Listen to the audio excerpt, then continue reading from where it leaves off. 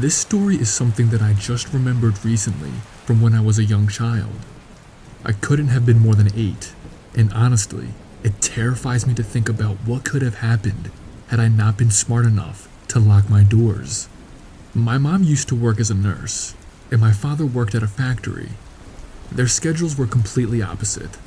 My mom worked during the day, and my dad worked at night.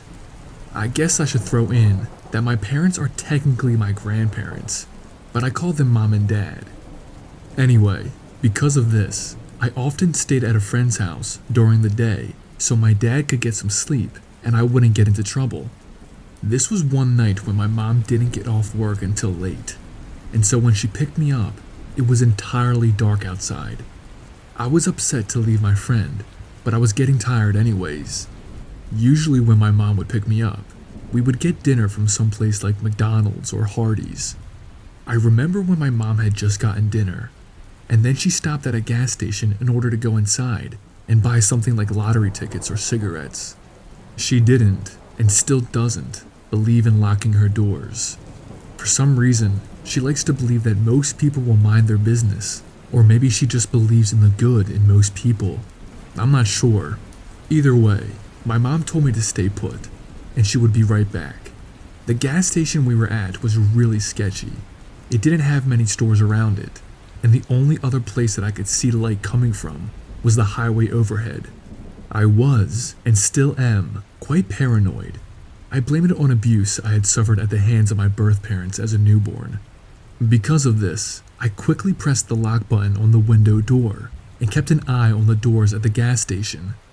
It had not been but a few moments after I locked my door when I heard a slight tapping at the window on my side. I turned my head to see a Caucasian woman with messy long brown hair smiling weirdly at me through the glass. My window was slightly opened at the top, but barely enough that my small fingers could be able to fit through it. I remember her gesturing me to roll down the window. I just shrugged, pretending like I couldn't understand.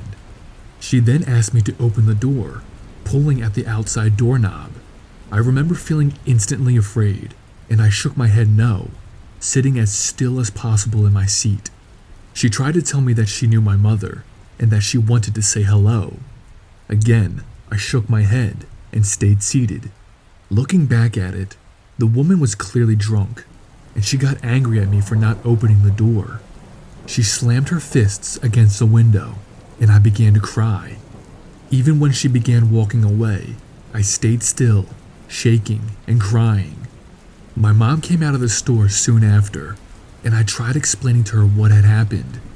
Either she was too tired to care, or she thought that I had simply scared myself, being alone in the dark.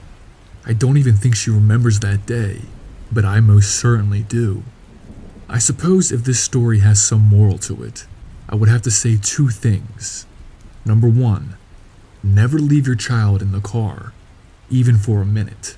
And number 2, always lock your car doors. It could save your life.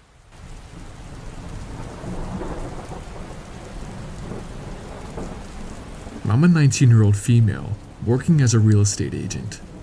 A few years ago, I got a very strange request to check out a house just on the outskirts of town. It was around 7 p.m., and I was putting the address into my GPS when I realized that it was in an abandoned location. I got a little suspicious, but decided to drive over anyway because my shift was over after this inspection. I finally got to the house, and it was definitely abandoned for a long time. From what I heard, it was owned by a very old married couple that used to use it as a winter home getaway because they lived in Florida and they loved the cold, but had family near them in Florida. The house was pretty small and looked more like a cabin in my opinion. It was mostly made of wood, and some of the shingles on the roof were coming off. The door was also made of wood that had a lot of cracks in it. As I walked over and started to put the key in the door, I realized that the door was already opened. As I looked closer at the lock, I realized that it was broken.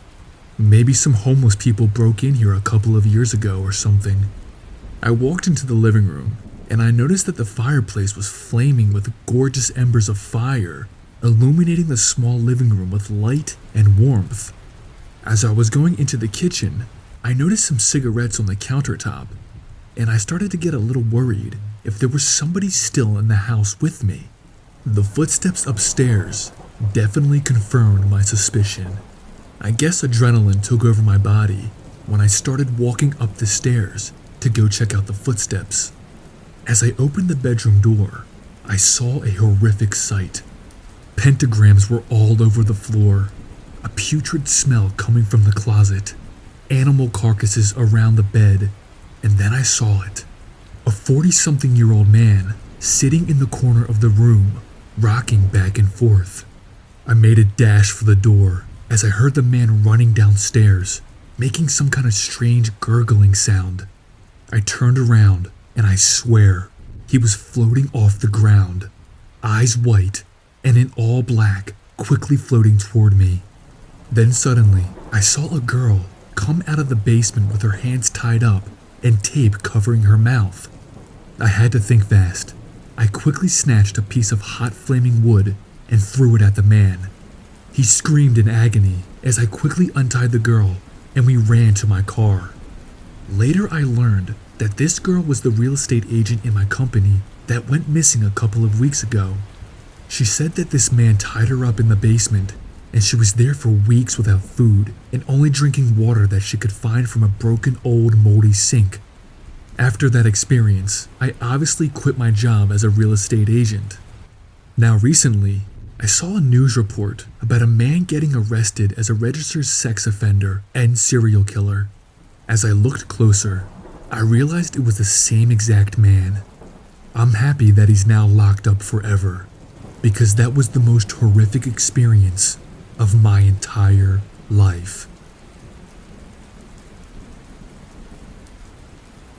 I rubbed the old coin I brought with me between my fingers while I gazed down the well.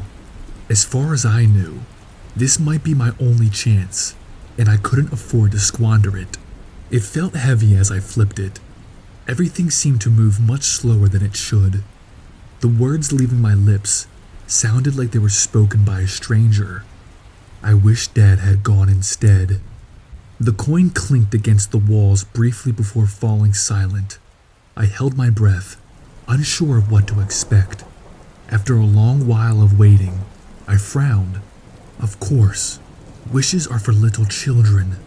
I felt foolish for being so disappointed.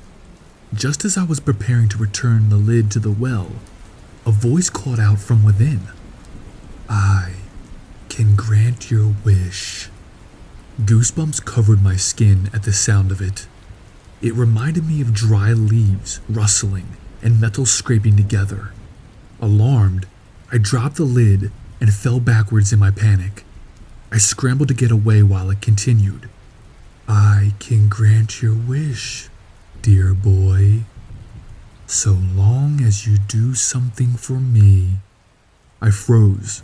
Cautiously, I crawled back toward the well and pulled myself up to the opening.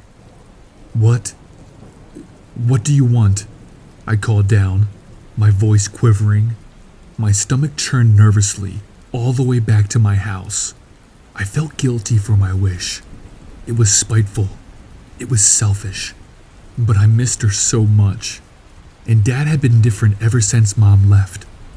He was angrier, he was drunker, and nothing seemed to matter to him more than sitting in front of the TV. He was waiting for me the moment I went inside. What were you doing out there? I gulped.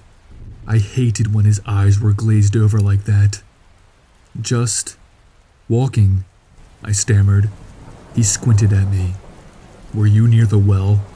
My heart pounded. Were you? I nodded. What have I told you? 1,000 times I've told you. Never go near it, he roared, backing me into a corner. I'm sorry. I wanted to make a wish. His expression immediately changed. Did you take the cover off? Yes. Without a moment's hesitation, he burst through the door, spewing profanity. I trailed behind while he stumbled toward the well.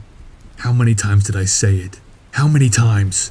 He asked, picking the lid off the ground and you still couldn't. But his words were cut short by a skeletal hand emerging from the well and grabbing him by the collar. He let out a shriek and tried to thrash away before he was pulled in head first, his horrified scream cut short as he reached the bottom. I stood in shock, completely petrified as a withered corpse climbed out of the well. Even as decomposed as she was, I could still recognize my mother. "Thank you, dearest," she rasped, taking my hand in her fleshless grip. "We can go home now." Thank you for listening, everyone. I want to give a special shout out to tonight's authors. They're all incredible writers. Click the description below to check out their work on Reddit. And as always, stay haunted, my friends. I'll see you next time.